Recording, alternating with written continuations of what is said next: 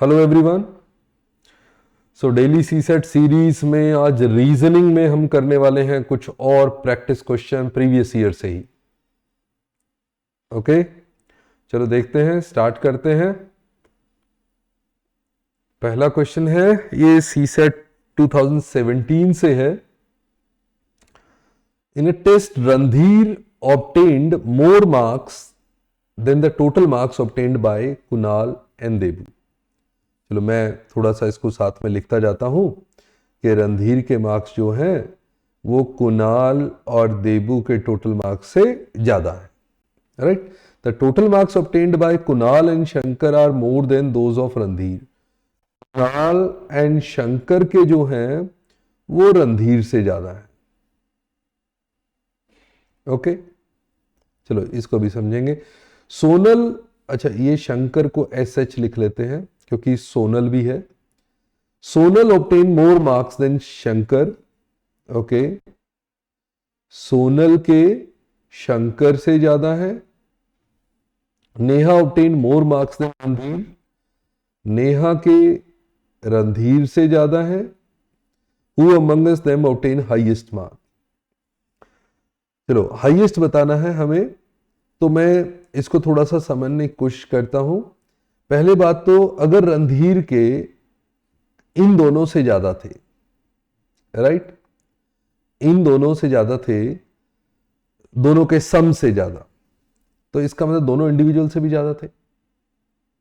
Okay, तो रणधीर से ये नीचे है। सोनल के मार्क्स इससे ज्यादा है, ये कौन है, शंकर से ज्यादा।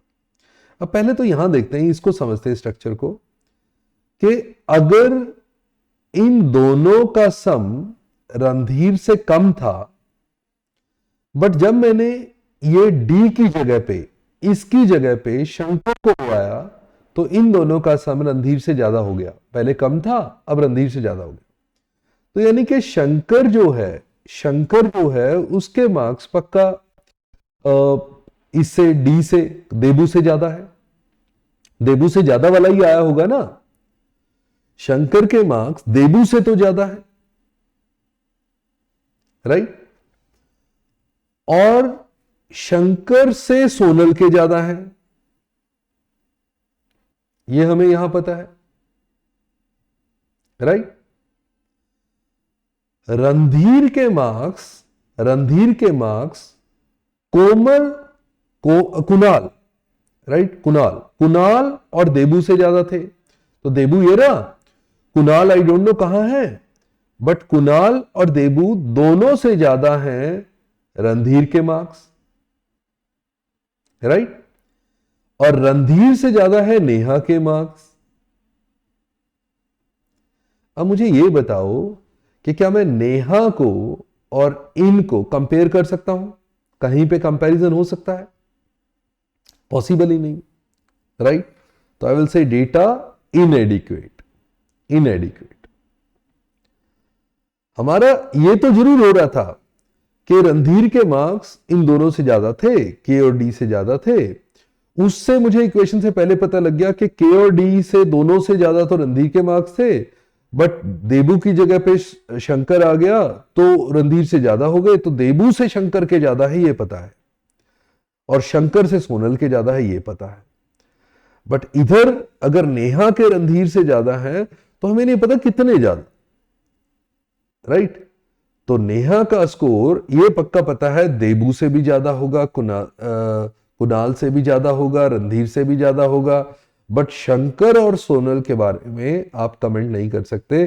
तो सोनल और नेहा को कंपेयर करना बिल्कुल पॉसिबल नहीं है। तो ये भी हो सकता है, ये भी हो सकता है। इसका मतलब डेटा इनएडिक्वेट। ये तो बिल्कुल हाईएस्ट हो नहीं सकता क्योंकि इससे ऊपर तो नेहा है, बट नेहा और सोनल आपस में कंपेयर करना मुश्किल है। तो you will say data इनएडिक्वेट, right. चलो नेक्स्ट पे आ जाते हैं। अभी हमारे पास यहां पे ये ब्लड रिलेशन का एक क्वेश्चन लग रहा है, बट पता नहीं इतना लेंथी दिया हुआ है। ये 2017 का ही क्वेश्चन है। सो 6 मेंबर्स हैं फैमिली के, right, members of a family, okay, ABCDEF। Number of males equal that of female, यानी कि मेल भी 3 है और फीमेल भी 3 है, राइट। ये हो गया, ये तो मेल फीमेल की बात हो गई। A and E are the sons of F, okay. F के सन्स हैं ए एंड ई, ये दोनों सन हैं, तो ब्रदर्स हैं ये। एफ पता नहीं मदर है कि father. D is the mother of 2, 1 boy and 1 girl, okay. D है mother of 2, 1 boy and 1 girl. Let's see, okay. B is the son of A, okay. B is the son of A, B son हो गया। अब देखो, अगर B son हो गया तो ये 3 मेल तो ऑलरेडी आ चुके हैं, ए, ई और बी, बाकी सारे फीमेल होने वाले हैं। तो जब उसने कहा था D is the mother of 2, तो यहां मदर बनानी पड़ेगी, क्योंकि वो ऊपर मदर नहीं बना सकता, क्योंकि वो एक 1 बॉय एंड 1 गर्ल की मदर है। तो डी को इधर बनाओ, हस्बैंड वाइफ, तो D is the mother. A father हो गया बी का, तो यहां पे एक सिस्टर होगी, तो यहां पे एक सिस्टर आ जाएगी जो फीमेल आ जाएगी। कौन रह गई थी? ए, बी, सी रह गया था, सी यहां आ जाएगी, right. There is only 1 married couple in the family at present, तो 1 मैरिड कपल यही था, और कोई मैरिड कपल बनेगा नहीं, right. I think this is the all 6 member already adjusted. तो अब ये भी ऊपर भी मदर होगी एफ, क्योंकि 3 मेल तो आ चुके हैं, ए, ई और बी, तो 3 फीमेल आनी है, सी, डी और एफ। तो मुझे क्या बताना है? Which one of the following references can be drawn from the above? A, B, C are all female, no, B is male. A is the husband of D, yes, yes, A is the husband of D. E and F are children of D, E and F, no, no, wrong. D is the daughter of F, no, D is the daughter of F, no, D is the daughter-in-law of F. F की क्या है? daughter-in-law, daughter नहीं है, तो इसका मतलब B is correct, A is the husband of D, right? Okay? Next पे आ जाते हैं। अच्छा क्वेश्चन था ये, 2016 का ये क्वेश्चन है, राइट। एक बार स्टेटमेंट देखेंगे, अच्छी स्टेटमेंट का लिखा हुआ, कंसीडर द फॉलोइंग स्टेटमेंट्स। 1 कहती है either A and B are of the same age or A is older than B, यानी कहता है ए या तो बी के सेम एज का है या ए बी से ओल्डर है, राइट। बी ए ऊपर है। Either C and D are of the same age or D is older than C. Now B is older than C. Okay, B is older than C. दोनों cases में, और कह रहा है either C and D are of the same age or D is older. तो C और D यहां भी हो सकते हैं या D इससे ऊपर हो सकता है, राइट। अब ऊपर में पता नहीं वो कहां जाएगा, यहां डी हो सकता है या इससे ऊपर हो सकता है, कहीं भी। Which of the following conclusion can be drawn from the above statement? A is older than B, right? No, because A can be equal also. B and D are of the same age? No. D is older than C? No. A is older than C? Definite. A देखो यहां भी older है और यहां भी older है, दोनों cases में ए इज ओल्डर देन सी। आप कोई भी केस लो, ए पक्का सी से ओल्डर है, उसमें कोई डाउट नहीं है, right. A is older than C, definite, right. बाकी कंक्लूजन नहीं कह सकते, बाकी में मतलब आपको पता नहीं है, राइट। वो कंक्लूजन ड्रॉ होंगे नहीं होंगे, but A is older than C is definite. कोई भी केस लोगे ए सी से बड़ा ही आएगा, राइट। ओके, चलो नेक्स्ट पे आ जाओ। अच्छा क्वेश्चन था ये भी, ओके। तो यहां पे 2016 का एक पजल टाइप का क्वेश्चन, ऐसे भी आते रहे हैं क्वेश्चन, तो मैंने ये भी ले लिया था। A person is standing on the first step from the bottom of a ladder, okay. एक लैडर है, उसके फर्स्ट स्टेप पे, ये फर्स्ट स्टेप है, यहां पे है वो person, okay. Now if he has to climb 4 more steps to reach exactly the middle of the step, वो 1 2 3 4, यहां ये जो है ये मिडल है, सेंटर है इस लेडर का।